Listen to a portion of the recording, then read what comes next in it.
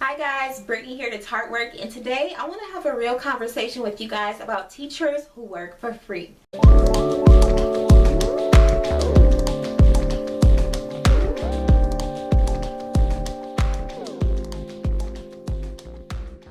So I was browsing the internet and I happened to run across an article. Actually, I think Google or Big Brother fed me that article, but an article from a website called teacherhabits.com.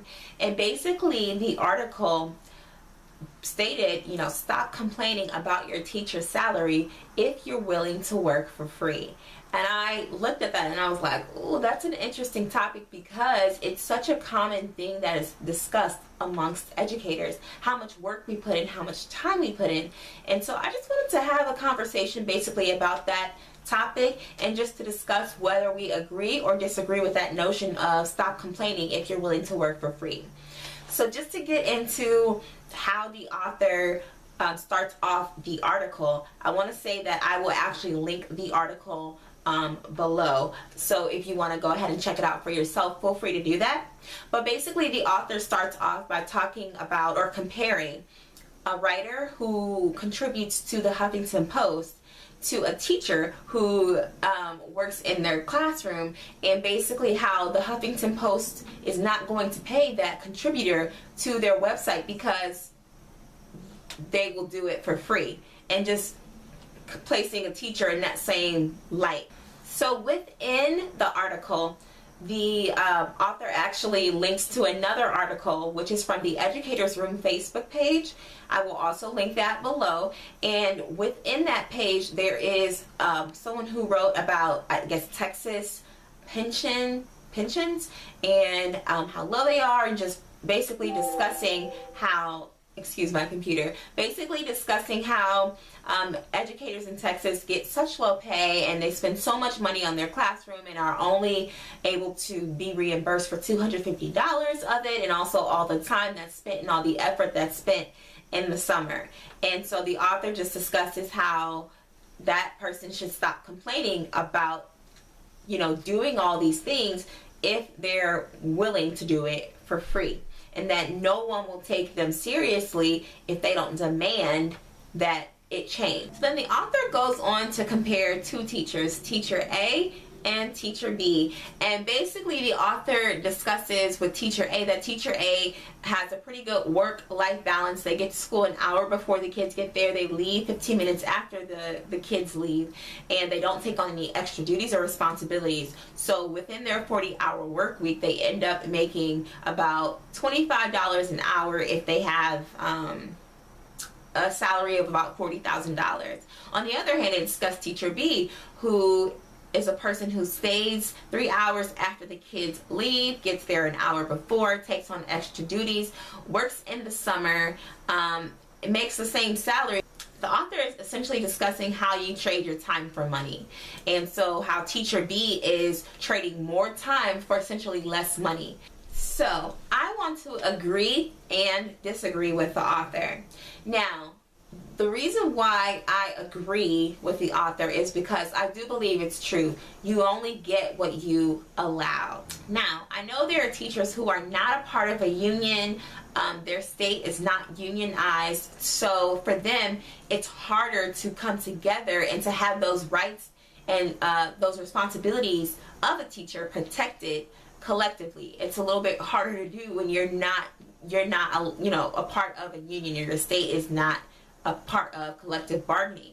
So obviously that's a situation where you don't have those protections. So it's very unfair to say come together when there aren't systems in place to help you do that.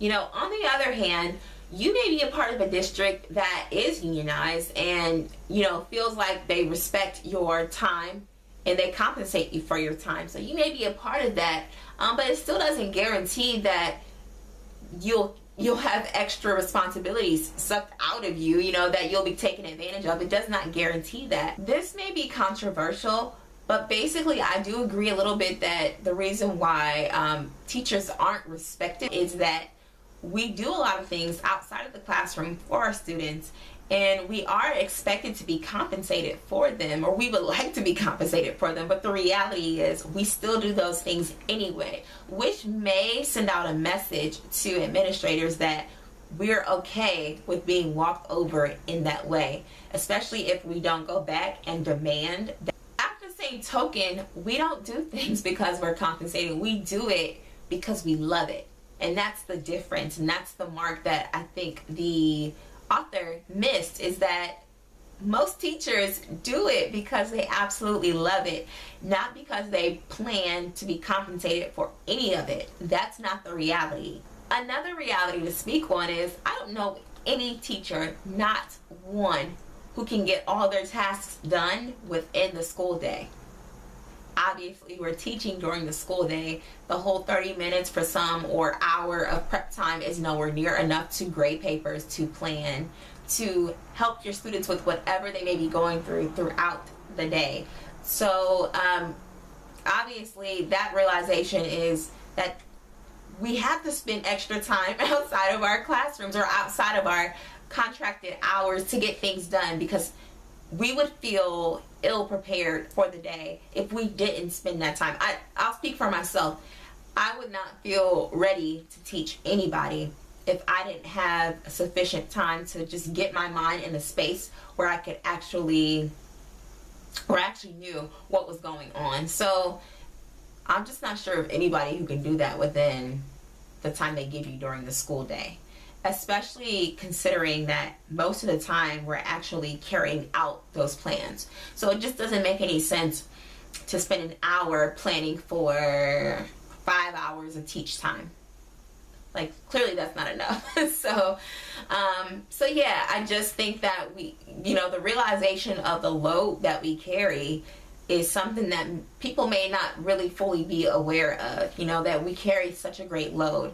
And no matter whether we spend summer hours or after school hours getting our classrooms together, it's something that we do because we feel that it's necessary. And I think we just want to be heard in the way that we're saying, hey, you don't realize how much actually goes into preparing for these students. Yet we're not being compensated for what is absolutely necessary to be ready for our students. It's almost like what we're doing, some people don't see as quantifiable. They don't see that, a hug is something that you should compensate someone for. And I'm not saying that I want to be paid for hugs. No. Free hugs over here. You can give me a hug all day. But I am saying that those little things, those whole child things, are what make our kids grow up to be responsible adults. And obviously all of this is not on the part of the teacher. Parents are parents for a reason.